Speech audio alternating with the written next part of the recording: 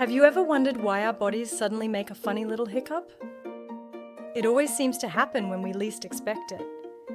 But what is actually going on inside us? Deep inside your body is a large muscle called the diaphragm. It sits just underneath your lungs.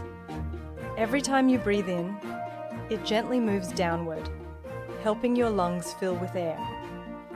Most of the time, it works so smoothly that you never even notice it. Sometimes, the diaphragm suddenly squeezes all by itself. Doctors call this a spasm. As it squeezes, air rushes quickly into your lungs. Just as that fast breath rushes in, the little flap in your throat called the vocal cords suddenly close. That quick closing makes the funny sound we know as hic.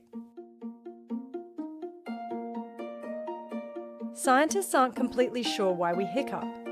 Sometimes it happens after eating too quickly, drinking fizzy drinks, laughing really hard, or swallowing extra air.